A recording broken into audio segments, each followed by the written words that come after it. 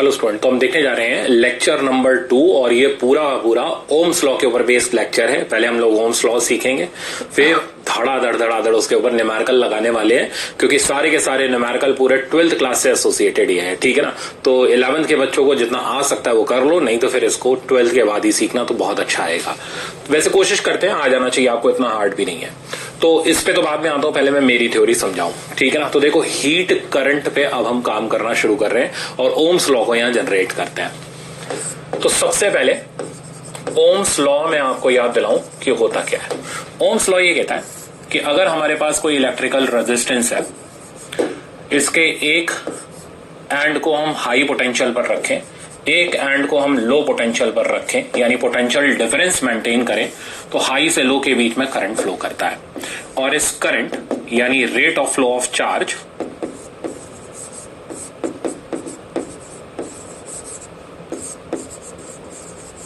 जिसको हम डिनोट करेंगे dq बाई dt से, या delta Q by delta T लिख लो। ठीक है ना, तो ये होता है potential difference applied delta V divided by R. Delta V हो गया obviously V H minus V L और V L divided by R. R हो गया आर हो गया हमारा इलेक्ट्रिकल रेजिस्टेंस। इस इलेक्ट्रिकल रेजिस्टेंस का फॉर्मूला होता है रो एल बाई ए। ठीक है ना, जहां रो होता है रजिस्टिविटी, ठीक है ना, एल होता है हमारा लेंथ ऑफ कंडक्टर, ए हो गया एरिया ऑफ क्रॉस सेक्शन। हाँ, ये ध्यान रखना area of cross section uniform रहना चाहिए। ठीक है ना, नॉन यूनिफॉर्म होगा, आज उसका भी सवाल है। तो ये हमारे पास पूरा का पूरा ओम्स लॉ डिराइव हो गया, फर्स्ट स्टेप। अब हम लोगों ने जो पिछले लेक्चर में कंडक्शन का फॉर्मूला डिराइव करा था यूनिफॉर्म क्रॉस सेक्शन के लिए, अब उसको एक बार रिवाइज करते हैं। तो जैसे ही हमारे पास मेटल की रॉड है, लेंथ एल है, थर्मल कंडक्टिविटी इसकी के है, एरिया ऑफ क्रॉस सेक्शन इसका थ्रू आउट कांस्टेंट है ए है। तो जब हमने इसके दोनों एंड को, एक एंड को हाई टेम्परेचर पर रखा और एक एंड को लो टेम्परेचर पर रखा, तो इसमें से हीट का फ्लो हुआ, है ना। तो इसमें से हीट का फ्लो हुआ, यहां से यहां की तरफ हीट ने फ्लो किया। इसमें किसने फ्लो किया? करंट ने फ्लो किया। तो यहां से यहां तक हीट करंट ने फ्लो किया। तो जो हीट करंट होगा, अब आपको सर हीट करंट कौन सी चीज आ गई, तो rate of flow of charge को हम करंट बोलते हैं, तो rate of flow of heat को हम हीट करंट बोलते हैं। तो हीट करंट आई एच, ठीक है ना, सफिक्स इसका आई एच, ये होता है rate of flow of heat energy. दोनों को कंपेयर करते जाओ। ठीक है ना, तो करंट होता है हमारा, इलेक्ट्रिकल करंट होता है rate of flow of charge, तो हीट करंट होता है rate of flow of heat energy, delta Q by delta T. और इसका फॉर्मूला था K A delta theta divided by L. अब आपको सर ये राइट साइड तो ऐसी नहीं दिख रही, तो नहीं दिख रही तो बनाते हैं, डेल्टा थीटा को ऊपर रहने देते हैं, बाकी सबको पकड़ के नीचे ले आओ, तो एल बाई के ए। अब तो कुछ कुछ दिख रहा है, ठीक है ना। जैसे यहां आर क्या था, रो एल बाई ए, तो यहां एल बाई के ए को हम बोलते हैं थर्मल रेजिस्टेंस, तो बन गया formula delta theta by R, जहां R is called thermal resistance and thermal resistance का फॉर्मूला है हमारा एल बाई के ए। सही है। तो किसी का भी रॉड का अगर आपको आज से एल के ए दे रखा है, दैट मीन्स एग्जामिनर ने आपको थर्मल रेजिस्टेंस बता रखा है। तो अभी तक जो हमारा delta Q by delta T का फॉर्मूला था, अब वो प्रिसाइज हो गया, मॉडिफाई हो गया, और अब हम इसको ऐसे यूज करेंगे। तो heat current equals to rate of flow of heat energy equals to delta theta divided by R. अब सब चीजें समझना, डेल्टा थीटा को बोलते हैं थर्मल पोटेंशियल डिफरेंस। तो जैसे डेल्टा वी को बोलते हैं पोटेंशियल डिफरेंस, तो उसी का अल्टरनेटिव एनालॉगस है थर्मल पोटेंशियल डिफरेंस। तो delta theta is called thermal potential difference, shortcut में पीडी। आर इज कॉल्ड, ठीक है ना, तो यहां बोलते हैं इलेक्ट्रिकल रेजिस्टेंस, यहां इसको बोलते हैं थर्मल रेजिस्टेंस। और इस थर्मल रेजिस्टेंस का फॉर्मूला एल बाई के। ठीक है, तो अब हम यहां पर ओम्स लॉ जब लगाएंगे, तो अब हम इसको मॉडिफाई करके लगाएंगे, लास्ट लेक्चर की तरह नहीं, पूरा लंबा जोड़ा फॉर्मूला लगा रहे हैं, delta theta by R, simple shortcut. ठीक है ना, तो ये हमारा थर्मल रेजिस्टेंस का पूरा फॉर्मूला हो गया। अब एक बार दोनों को कंपेयर कर लेते हैं, जो मैंने पेज 1 पे किया हुआ है, पढ़ो। तो electric conduction, electric charge flow from high potential to low potential, heat flow from high temperature to low temperature. पढ़ो, rate of flow of charge is called electric current, rate of flow of heat में be called heat current. हो गया define. इधर देखना, relation between electric current and potential is given by Ohm's law, तो I equals to delta V by R, और यहां पर हमारा हीट करंट हो गया delta theta by R. R को बोलते हैं हम electrical resistance, formula rho L by A या एल बाय सिग्मा ए, ठीक है ना। रो को बोलते हैं रेजिस्टिविटी, सिग्मा वो 12th वाले आप जानते हो कंडक्टिविटी। तो थर्मल रेजिस्टेंस का फॉर्मूला हो गया एल बाय के, जहां के को बोलेंगे कोफिशिएंट ऑफ थर्मल कंडक्टिविटी। तो यहां से अब हमारा आई का formula delta V by R, और यहां से हीट करंट का formula delta theta by R, और इनको हम अपने हिसाब से मैनेज कर लेंगे। तो आई थिंक अब आपको ओम्स लॉ का कंपैरिजन अपना हीट से अच्छी तरह, कंडक्शन से अच्छी तरीके से समझ आ गया होगा। और अच्छे से समझने के लिए अब हम इसके एग्जाम्पल की तरफ बढ़ते हैं। देखो अब ये साफ दिखाई दे रहा है, क्या दिखाई दे रहा है आपको? लग रहा होगा बहुत सारी रॉड सीरीज में लगा रखी है। मेरे को पता है क्या लग रहा है, बहुत सारे रेजिस्टेंस सीरीज में लगा रखे हैं। तो हम बड़े महारथी हैं रेजिस्टेंस के अंदर, तो आज से रॉड सीरीज में लगी हो मत लेना, उसको तुरंत आप रेजिस्टेंस बनाना और आपका लाइफ आसान। तो हम इसमें कोई फॉर्मूला नहीं रटने वाले, आपको बुक के अंदर बहुत सारे फॉर्मूला मिलेंगे, कोफिशिएंट ऑफ थर्मल कंडक्टिविटी का ये फॉर्मूला याद करो, कुछ नहीं करना, ठीक है ना। आपको सिर्फ रेजिस्टेंस बनाना है और सॉल्व कर लेना है, क्योंकि रेजिस्टेंस बनाने से हमें कुछ रटने की जरूरत नहीं पड़ेगी, और नहीं बनाएंगे तो बहुत कुछ रटना पड़ेगा, ठीक है ना। तो मेरे पास ये बहुत सारी रॉड है जो सीरीज में लगी हुई है, इन सबको पकड़ के पहले मैंने रेजिस्टेंस बनाया, first, second, third and up to so on. अब देखना मेरा काम करने का तरीका, इसकी रेजिस्टेंस वैल्यू है R1, formula L1 by K1A, इसकी resistance value R2, formula L2 by K2A and up to so on. इसकी रेजिस्टेंस वैल्यू होगी Rn, formula Ln by Kn times A। अब करना क्या है, हमें इक्विवेलेंट थर्मल कंडक्टिविटी निकालनी है, ठीक है ना। हमें नहीं पता वो क्या होती है, तो हम इक्वल रेजिस्टेंस निकालना जानते हैं, तो वही निकालते हैं। तो सीरीज कॉम्बिनेशन का इक्विवेलेंट रेजिस्टेंस तो बहुत आसान है, R1 plus R2 plus up to so on Rn, ठीक है।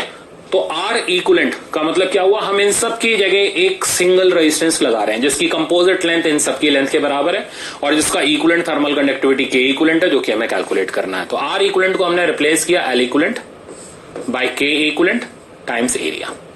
इनको ब्रेक करते जाओ, तो L1 by K1A plus L2 by K2A and up to so on Ln by Kn A, ठीक है। ए तो पहले उड़ा दो, अब डेटा पुट करो। L इक्विवेलेंट की जगह आ गया composite length L1 plus L2 plus up to so on Ln by K equivalent equals to L1 by K1 plus L2 by K2 and up to so on Ln by Kn। यहां से K equivalent निकाला जाता है, और इसका formula book के अंदर ऐसे दिया होता है, L1 plus L2 plus up to so on Ln by L1 by K1 plus L2 by K2 and up to so on Ln by Kn। तो मैं कहता हूं क्यों याद करो यार आप इसको, बेहतर है ना कि हम इसको सीधे रेजिस्टेंस बना लेंगे, और K इक्विवेलेंट निकालना होगा तो R इक्विवेलेंट को रिप्लेस करके K इक्विवेलेंट निकाल लेंगे, वो हमारे लिए ज्यादा आसान रहेगा एज कंपैरिजन टू ये नया फॉर्मूला रटना, ठीक है ना। बट याद करने वाले कर लेते हैं याद, तो कर लो, पर मैं इससे करने ही नहीं वाला हूं। दूसरा कॉम्बिनेशन है पैरेलल। अच्छा, सीरीज कॉम्बिनेशन में क्या खासियत थी वो भी याद दिलाऊं।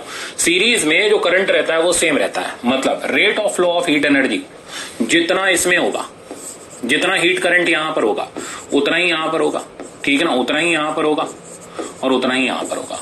तो आप ये हीट करंट चाहे इधर से निकालो चाहे इधर से निकालो, या चाहे कंपोजिट वाले से निकालो, हर जगह से ये हीट करंट का वैल्यू आपको सेम मिलेगा। ये सीरीज कॉम्बिनेशन की पहचान होती है।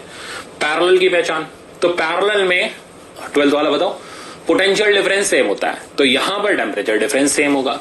तो आप चेक करो, जितना टेम्परेचर डिफरेंस यहां से यहां के बीच में उतना ही यहां से यहां के बीच में, वही हर एक स्लैब के बीच में।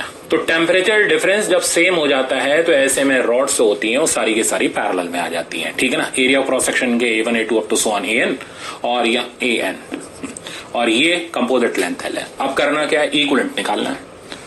तो इन सबको हम रेजिस्टेंस बना लेते हैं और उसी से सॉल्व कर लेते हैं। तो पैरेलल कॉम्बिनेशन ऑफ रेजिस्टेंस में 1 by R equivalent 1 by R1, ठीक है, जाने दो, सीधे लिख देते हैं 1 by Rn। 1 by R equivalent को लिखा, R इक्विवेलेंट का फॉर्मूला L बाय K, और कुछ नहीं करना। अब लेंथ तो L ही रहनी, K की जगह K इक्विवेलेंट आ गया, A की जगह A इक्विवेलेंट आ गया।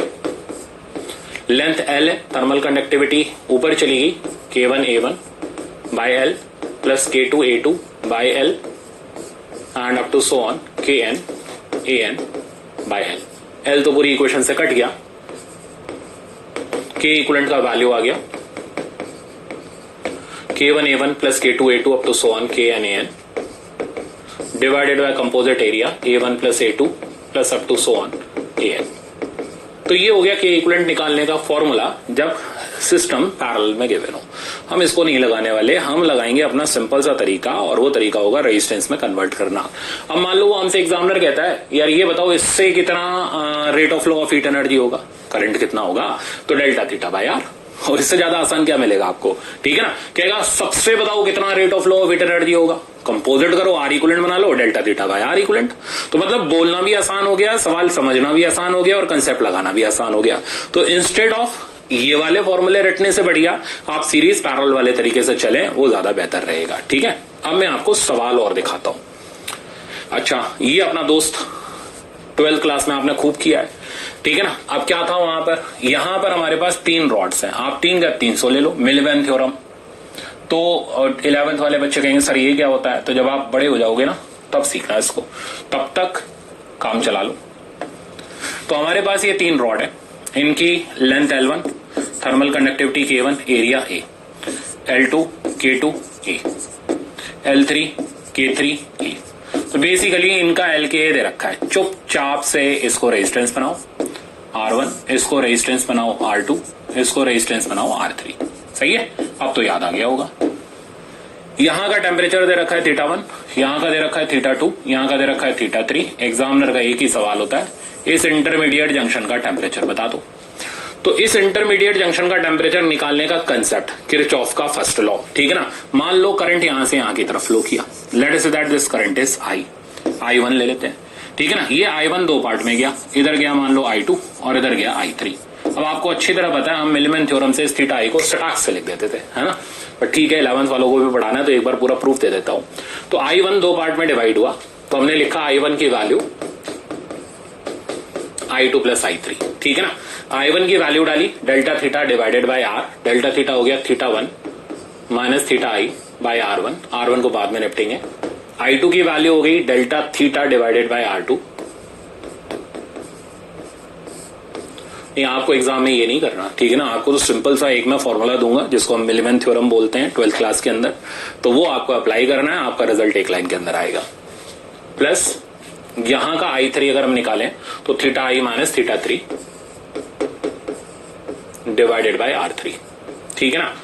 अब इन सबको सेपरेट कर करा करके थीटा I की वैल्यू निकाली जाती है, तो ये आती है sigma theta by R by sigma 1 by R, ठीक है ना। तो ये 12th वालों को बहुत अच्छे से आता है, sigma E by R by sigma 1 by R। अब वो आराम से समझ गए होंगे, खुश हो गए होंगे।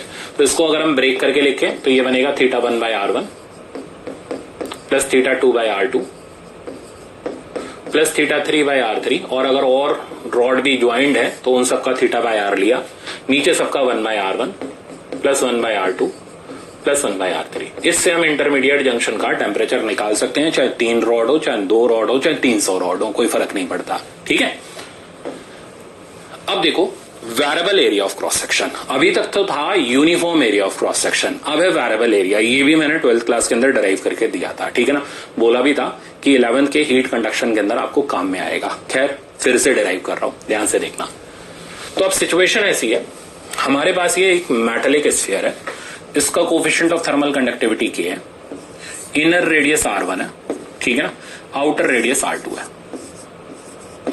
मान लो हमने हाई टेम्परेचर अंदर रखा, ठीक है ना, तो ये पूरा का पूरा हाई टेम्परेचर पर है, अंदर वाला पोर्शन, तो ये पूरा का पूरा पोर्शन हाई टेम्परेचर पर है, आउटसाइड पोर्शन पूरा का पूरा लो टेम्परेचर पर है।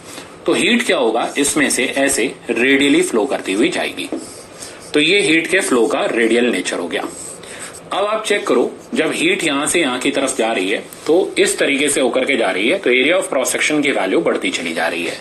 तो यहां पर R का फॉर्मूला L/K नहीं लगता, क्योंकि ये सिर्फ तब लगता है जब area of cross section uniform हो। तो यहां क्या करना पड़ता है, तो यहां का प्रोसीजर ऐसा होता है कि सबसे पहले आप किसी जनरल डिस्टेंस पर जाओ। तो मान लो हम स्मॉल r के यहां x डिस्टेंस पर चले गए और एक छोटी सी स्फेरिकल शेल कट करो। तो ये एक dx थिकनेस की हमने एक स्फेरिकल शेल ले ली, ठीक है ना। तो ये जो आप देख रहे हैं इसको मैं फिल भी कर देता हूं कलर से, ऐसे शेड कर देते हैं, ज्यादा अच्छा लगेगा।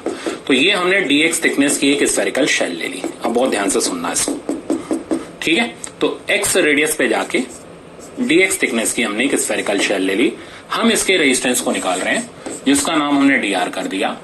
लेंथ इसकी, अच्छा L क्या चीज होती है? L वो लेंथ होती है जिसके अलोंग करंट फ्लो करता है। तो यहां लेंथ का काम dx करेगा, तो लेंथ की जगह dx आ गया। Coefficient of thermal conductivity k हो गई। इसका एरिया ऑफ क्रॉस सेक्शन हो गया 4πr² यानी 4πx², ठीक है ना। तो ये इसका डिफरेंशियल रेजिस्टेंस हो गया। अब यहां से लेकर के यहां तक क्योंकि करंट सेम है तो ये सारी की सारी शेल सीरीज में आएंगी यानी इक्विवेलेंट रेजिस्टेंस ऐड होगा। और डिफरेंशियल चीजों को ऐड करने का नाम इंटीग्रेशन होता है। तो हम इसको इंटीग्रेट करने जा रहे हैं। तो इसको इंटीग्रेट कर रहे हैं, x की लिमिट डालते हैं। तो inner radius is r1, outer radius is r2 और 0 से r तक हम इसको इंटीग्रेट करते हैं। तो इधर का रेजिस्टेंस, ये हमारे पास रेजिस्टेंस आ रहा है, बाकी सब कांस्टेंट को बाहर निकालो, 1/4πk बाहर गया। इंटीग्रेशन में बचा dx/x² फ्रॉम r1 से r2। अब dx/x² का इंटीग्रेशन, x² को ऊपर ले जाओ, x की पावर -2, फिर वो x की पावर n वाला फॉर्मूला लगाओ, मैं तो डायरेक्ट लिखूंगा। dx/x² का इंटीग्रेशन -1/x होता है, ठीक है ना। वैसे भी पहले सिखाया हुआ है आपको। तो 1/4πk टाइम्स -1/x, कहां से कहां तक? r1 से r2 तक। अब इसके अंदर हम डेटा पुट कर देते हैं। तो 1/4πk अपर लिमिट पुट करी -1/r2, लोअर लिमिट पुट करी -+1/r1। तो फाइनली r का वैल्यू हमारे पास आ गया 1/4πk टाइम्स, इसको इधर उधर कर लेते हैं, r2 - r1/r1 r2, ठीक है। तो अगर आप इस प्रोसीजर से बचना चाहते हो, इंटीग्रेशन नहीं लगाना चाहते स्फेरिकल शेल के अंदर, तो डायरेक्ट रिजल्ट याद कर लो, ठीक है ना। ये 12th में भी मैंने बोला था, चाहिए डायरेक्ट याद कर लो। और अगर प्रोसीजर समझ आ गया तो बहुत अच्छी बात है, नहीं आया तो काम चलाना ही है। तो हमारे पास स्फेरिकल शेल का रेजिस्टेंस आ गया 1/4πk r1 r2 sorry r2 - r1/r1 r2, ठीक है। अब आप इस सवाल को पढ़ो, बाकी तो अब मैंने कर ही दिया पूरा।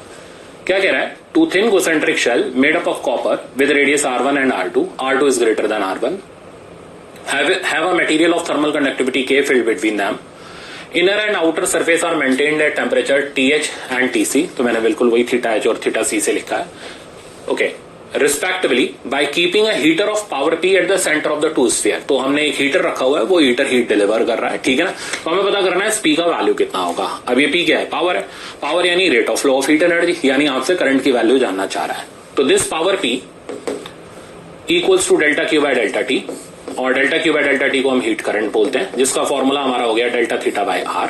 तो ये जो पावर है हीटर की, ये बराबर हो गई Δθ हो गया TH - TC divided by R हमने ऑलरेडी वर्कआउट कर लिया, इसको यहां सब्स्टिट्यूट कर देते हैं। TH - TC divided by R की जगह आ गया हमारा R2 - R1, नीचे आया, ऊपर आ गया R1 R2, ठीक है ना, टाइम्स 4πk। तो ये हो गया ये पूरा के पूरे प्रॉब्लम का सोल्यूशन। मेन पार्ट क्या थी इसकी? रेजिस्टेंस का value calculation. Once you have obtained the value of resistance, उसके बाद तो सिंपल फॉर्मूला बेस्ड है।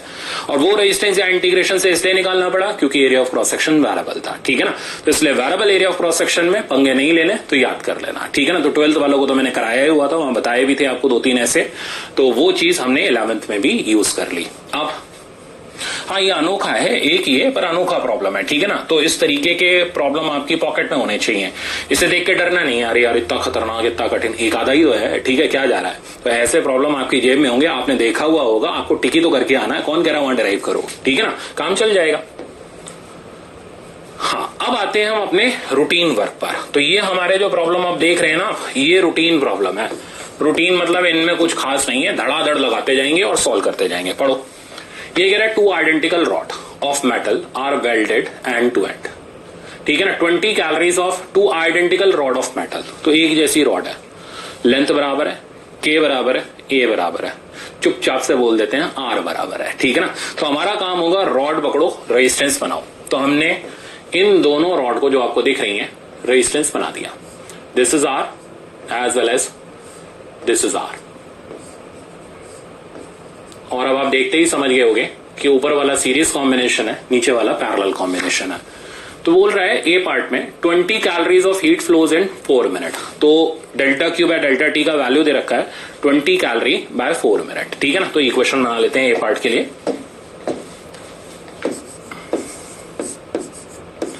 तो delta Q by delta T equals to delta theta by R equivalent लिखूं मैं।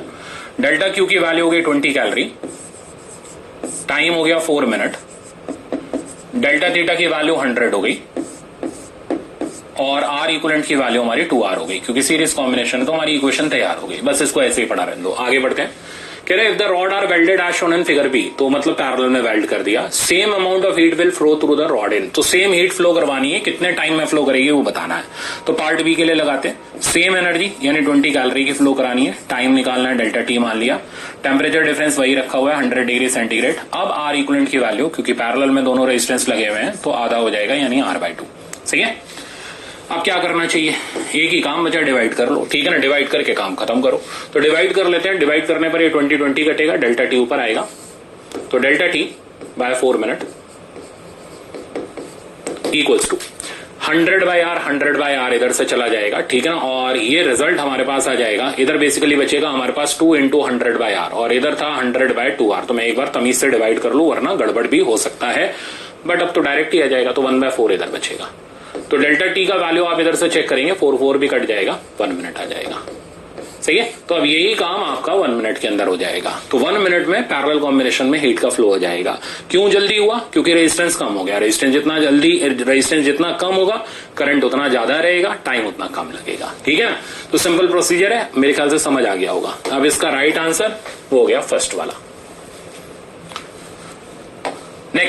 नेक्स्ट आपका ये है पीएमटी का सवाल है, 2010 समथिंग के आसपास ही आया था, पुराना है बट ठीक है, काम चल जाएगा, कंसेप्ट सिखा के जाएगा।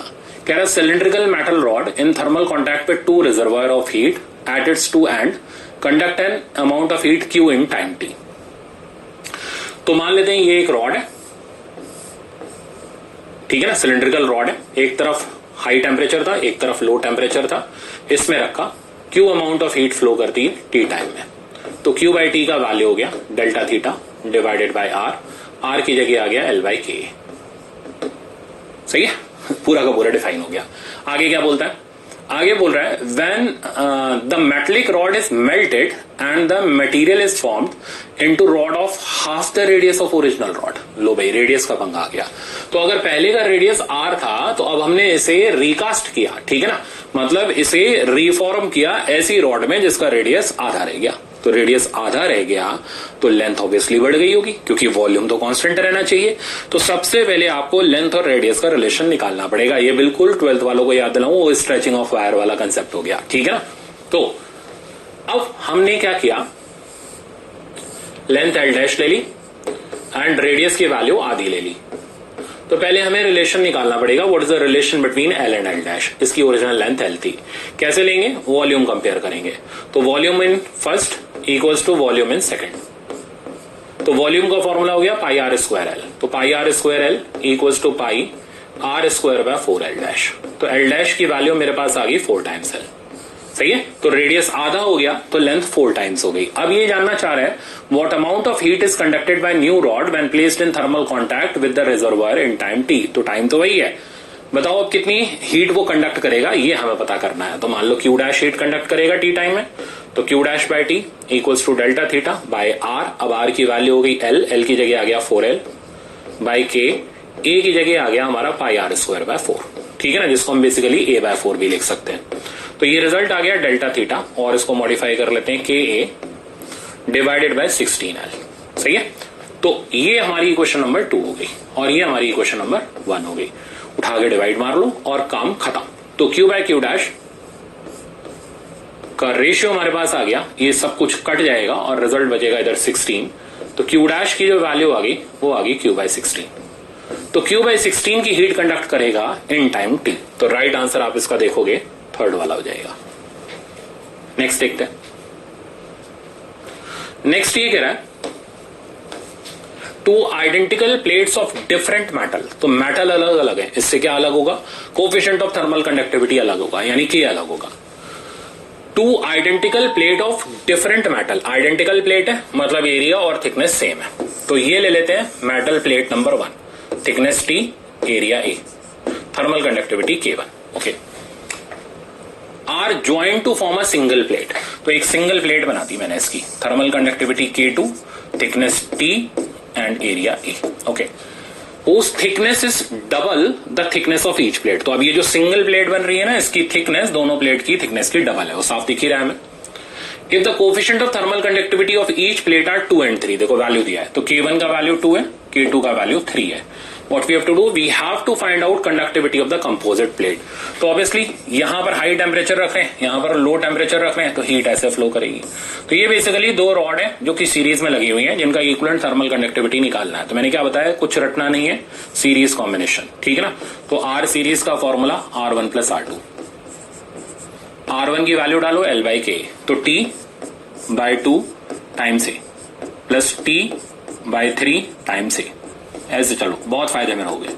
तो 5T/6 से अब आप इस R सीरीज को या इक्विवेलेंट कॉम्बिनेशन को रिप्लेस करो, L इक्विवेलेंट की जगह आ गया 2T/K इक्विवेलेंट टाइम्स A, कुछ रटना नहीं पड़ा, T और A कैंसिल आउट हो गया, K इक्विवेलेंट की वैल्यू आ गई 12/5, है ना, सिंपल। तो नए फॉर्मूले मत रटो, अपने वही पुराने कंसेप्ट से चलो, बहुत फायदा मिलेगा। तो 12/5 आ गया हमारे पास इसका इक्विवेलेंट थर्मल कंडक्टिविटी। तो 5×2 = 10, 5×4 = 20, 2.4 इसका न्यूमेरिकल वैल्यू है। राइट आंसर हमारा बी हो गया। नेक्स्ट देखते हैं, इसको प्रॉब्लम को इंपॉर्टेंट लिख लेना, ठीक है ना, और वो स्फीयर वाला भी जरूर नोट डाउन कर लेना अपनी कॉपी में अलग से, डायरेक्ट रिजल्ट नोट डाउन करना, इंटीग्रेशन की जरूरत नहीं है। ये कह रहा है cylinder of radius R is made up of material of thermal conductivity K1। तो ये R रेडियस का आप सिलेंडर देख रहे हैं, ये K1 की थर्मल कंडक्टिविटी से बना हुआ है। आगे बोल रहा है it is surrounded by a cylindrical shell of inner radius R and outer radius 2R। तो अब ये बाहर से एक और, मतलब इसके ऊपर, जैसे ये सिलेंडर है, इसके ऊपर मैंने एक और शेल ऐसे लगा दी, मेरे हाथ को आप शेल ले लो, इसका इनर रेडियस तो R हो गया, आउटर रेडियस 2R हो गया, और बीच के मटेरियल का थर्मल कंडक्टिविटी K2 हो गया, ठीक है ना। तो ये K2 है, इतना पोर्शन R से 2R तक का। The two end of the combined system are maintained at 2 different temperature। तो इन दोनों एंड को अलग अलग टेम्परेचर पर मेंटेन किया, θH, θC। Effective thermal conductivity of system. अब देखो सोचना पड़ेगा, ठीक है ना, कि ये सीरीज में है या पैरेलल में है। सोचने का तरीका क्या है, सीरीज की पहचान होती है करंट सेम, पैरेलल की पहचान होती है टेम्परेचर डिफरेंस सेम। तो जरा गौर करना, अंदर वाले सिलेंडर का टेम्परेचर डिफरेंस θH - θC है, बाहर वाले का टेम्परेचर डिफरेंस भी θH - θC है। तो अगर हम इस तरीके से एक के ऊपर एक स्लैब लगाते चले जाएं, तो ये सारे के सारे सीरीज में नहीं पैरेलल में आते हैं। तो हम सॉल्व कर रहे हैं पैरेलल कॉम्बिनेशन।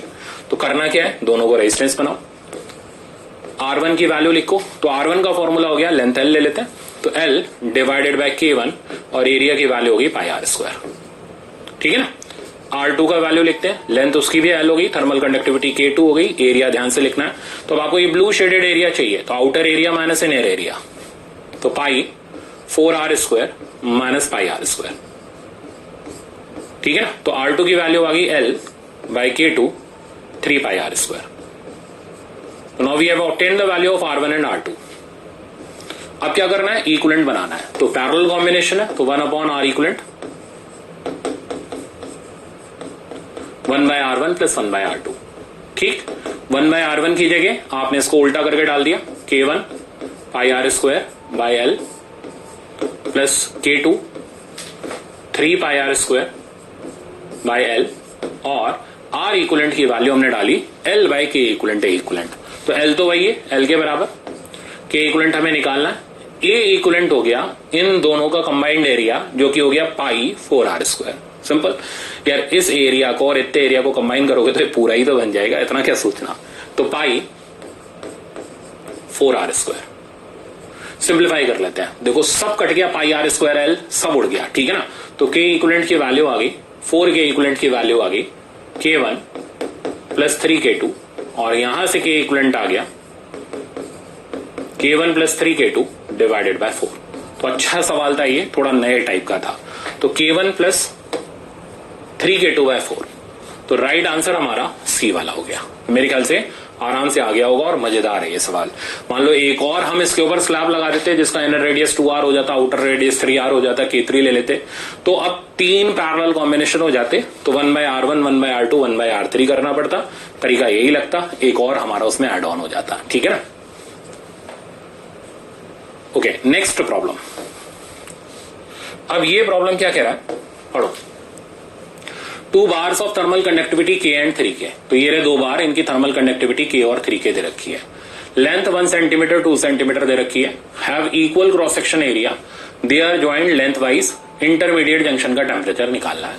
तो हमें ये फाई निकालना है। तो मैंने बताया था चाहे 2 जोड़ो चाहे 300 जोड़ो, टेम्परेचर इंटरमीडिएट का formula sigma theta by R by 1/r रहेगा।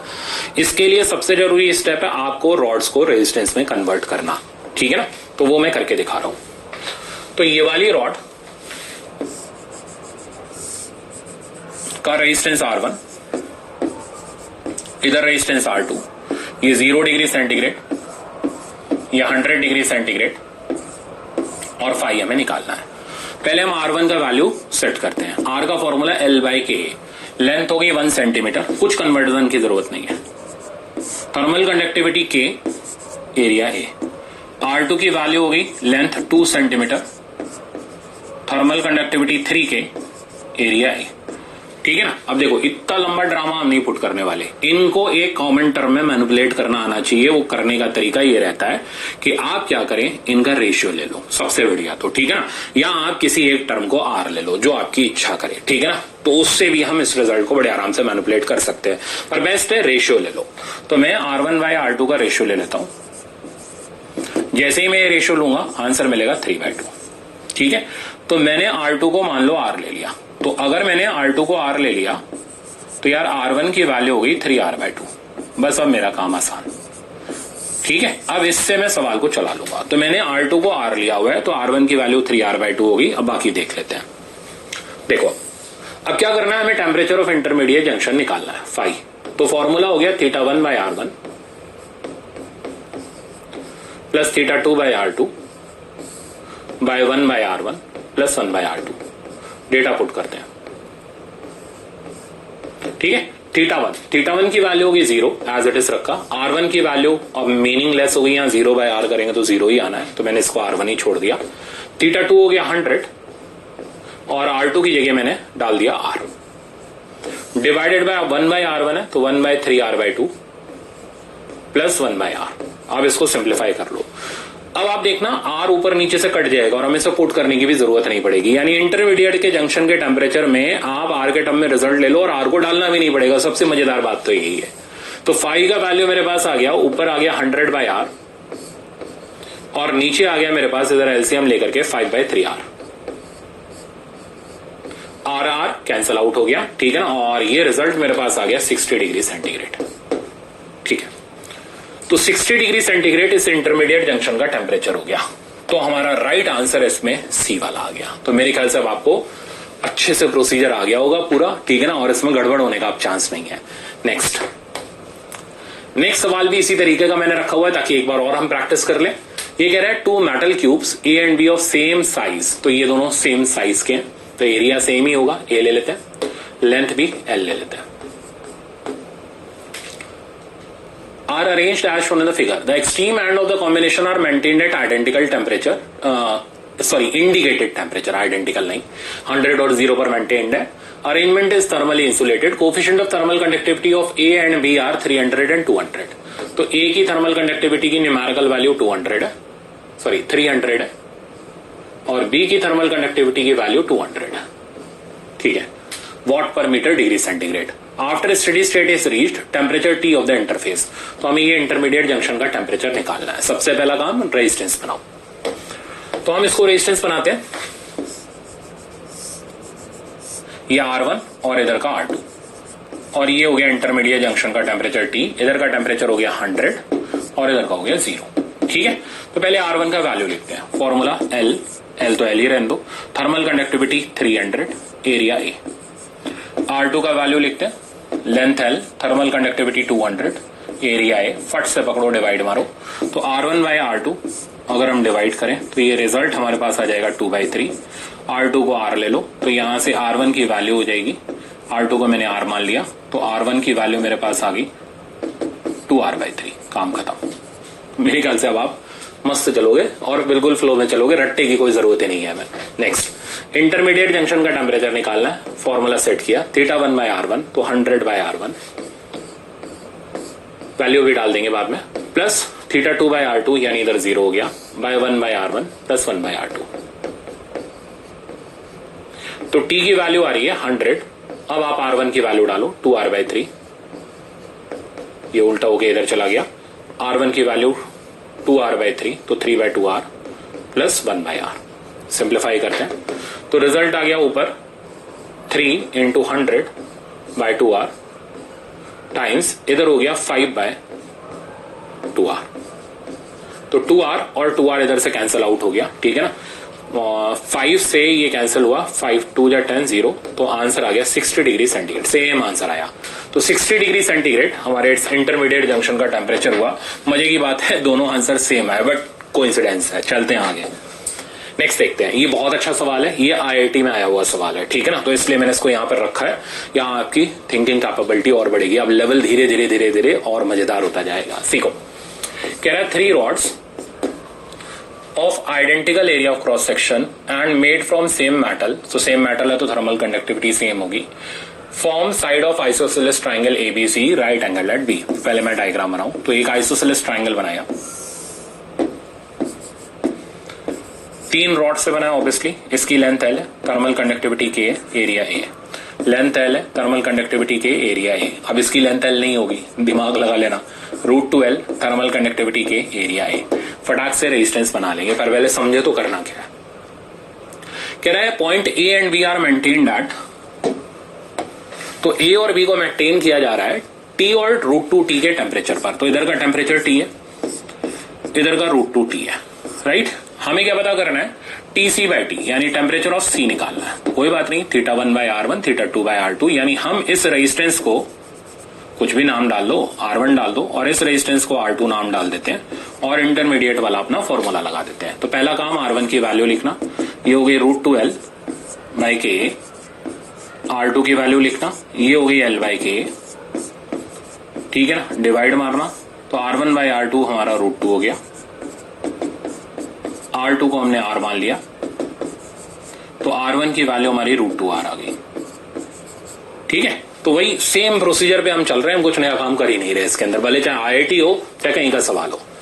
अब TC का वैल्यू लिखते हैं, तो θ1/R1 तो T/R1, पहले मैं लिख दूं, नहीं तो आप बाद में कंफ्यूज हो सकते हो, √2T/R2। तो आप देख रहे हो ना, इसकी हमें जरूरत ही नहीं पड़ रही। तो हमें इंटरमीडिएट जंक्शन का टेम्परेचर निकालना है, सेम प्रिंसिपल लगाओ, चाहे 10 रॉड हो, √2T/R2 divided by 1/R1 plus 1/R2। अब आप बिल्कुल R1 R2 के वैल्यू डाल दो, तो TC equals to T/R1, R1 कितना है √2R प्लस √2T/R, R2 की जगह R डाल दिया, तो 1/√2R प्लस 1/R।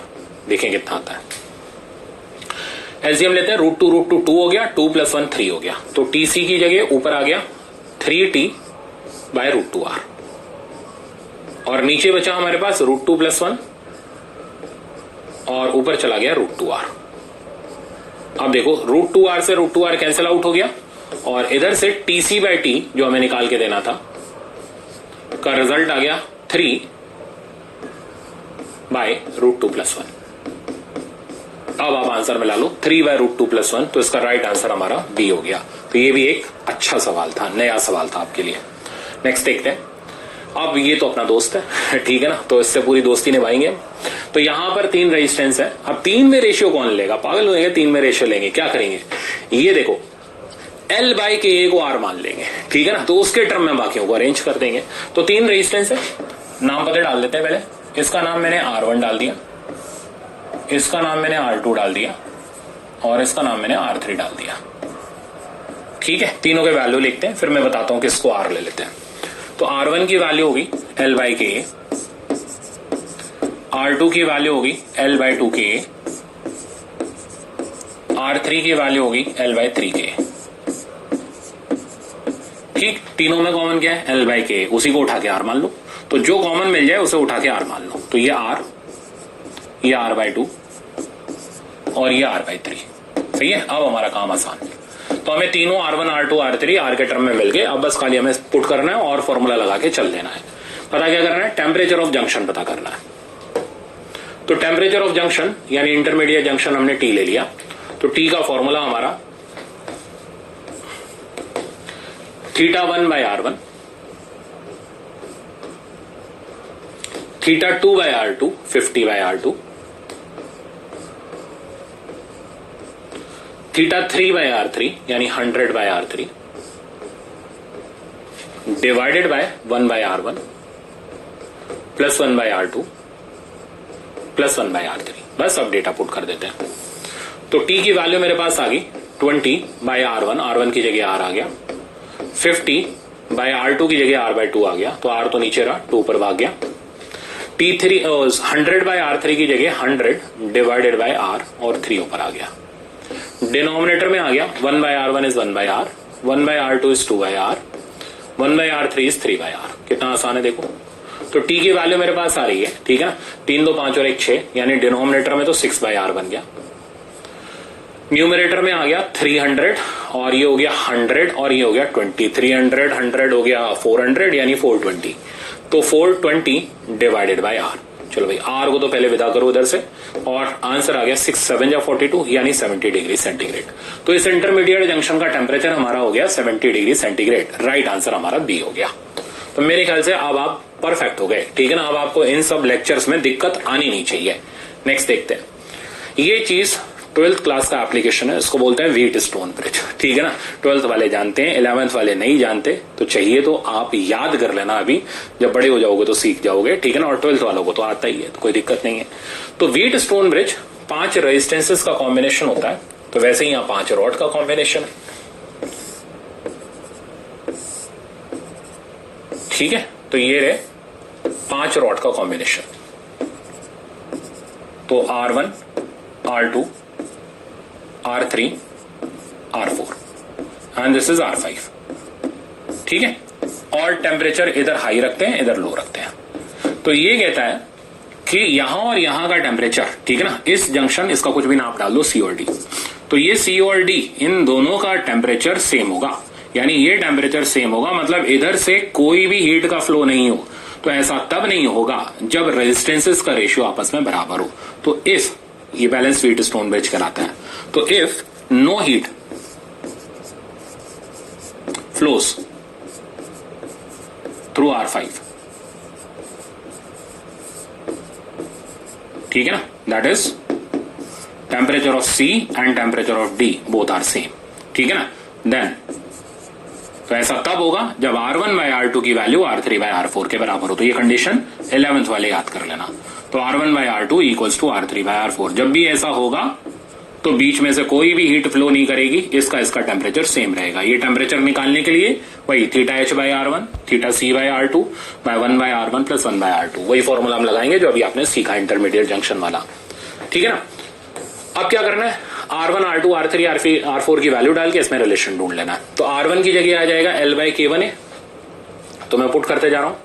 तो L बाई K1A, R2 की जगह आ जाएगा L बाई K2A, इधर आ जाएगा L बाई K3A और L बाई K4A। तो बेसिकली ये सब तो कट पिट गए, इनका तो कोई हमारा सॉरी ये काम ही नहीं बचा। तो K2 by K1 equals to K4 by K3, दाएं बाएं ले जाओ तो K2 K3 equals to K1 K4। तो ये कंडीशन बन गई, बट इसे याद नहीं करना, आपको याद रखना है वही अपना 12th वाला R1 bye R2 R3 bye R4 वाला, वो हमारे लिए हमेशा कंफर्टेबल रहेगा। तो रिजल्ट आप ढूंढ लो, K2 K3 इक्वल्स टू हमारा आ गया K1 K4। तो K2 K3 equals to K1 K4। तो ऑप्शन नंबर इसका भी ढूंढना पड़ रहा है ना, इसमें कौन सा वाला ठीक है। तो बी हमारा राइट आंसर है, K1 K4 equals to K2 K3। Next देखते हैं। अब ये व्हीट स्टोन ब्रिज का भी भाई है, ठीक है ना, इससे भी मॉडिफाइड सवाल मैंने यहां पर रखा हुआ है। तो ये कह रहा है 3 rod of material X and 3 rod of material Y। तो 3 X की बनी हुई है, 3 Y की बनी हुई है। अच्छा, are connected as shown the figure all are identical in length and cross section area, तो लेंथ बराबर है और एरिया बराबर है। Next, if end A is maintained at 60 degree centigrade, यहां का 60 डिग्री सेंटीग्रेड टेम्परेचर लगाया, ई का 10 डिग्री सेंटीग्रेड लगाया, तो कहता है बी, सी और डी का बता दो। अब जरा आप चेक करो, ये और ये मटेरियल, ये और ये सेम है, ये और ये सेम है, तो इसका और इसका रेजिस्टेंस सेम होगा। तो रेशियो लेंगे तो ये और ये कट जाएंगे, ये और ये कट जाएंगे, रेशियो 1:1 आ जाएगा। रेशियो बराबर है तो ये बात ये साबित करता है कि ये बैलेंस्ड व्हीट स्टोन ब्रिज है, इसका और इसका टेम्परेचर सेम होगा। सही है, तो अब सी और डी का टेम्परेचर सेम होगा, बी का ऑब्वियसली उससे ज्यादा होगा क्योंकि वो गर्म वाले हिस्से के पास में, तो बी ज्यादा होगा, सी और डी सेम होगा। अब इस बेसिस पर अगर आप ऑप्शन ढूंढने निकलो, आधे तो ऐसे ही फिल्टर हो जाएंगे। तो बी 60 से कम होगा और सी और डी का वैल्यू जो होगा वो समथिंग 10 से थोड़ा सा ज्यादा, बट बी के टेम्परेचर से थोड़ा सा कम। तो पहले देखते हैं सी और डी बराबर किसमें है। तो इसमें नहीं है, इसमें है, इसमें नहीं है और इसमें है। ठीक है, अब इन दोनों ऑप्शन में भी अगर आप गौर करो तो बी का टेम्परेचर जो दे रखा है वो यहाँ 20 दे रखा है, यहाँ 30 दे रखा है, जबकि बी का टेम्परेचर इन दोनों के टेम्परेचर से ज्यादा होगा, तो ये ऑप्शन भी इनकरेक्ट हो गया। तो बिना कुछ करे, हाथ पांव चलाए भी कई बार सवाल सॉल्व हो जाता है, तो इसका राइट आंसर हमारा बी हो गया। पर मैं इसे सॉल्व करके दिखाऊंगा, टेंशन मत लो। अब देखो तो कैसे हम इस टेम्परेचर को डिटरमाइन करने वाले हैं उसका तरीका सुनो। X की थर्मल कंडक्टिविटी 0.92 दे रखी है, Y की 0.46 दे रखी है। सबसे पहला काम, रेजिस्टेंस ऑफ X को लिखो L/K, ठीक है ना, K की वैल्यू होगी 0.92 इंटू A, छोड़ दो ऐसे ही।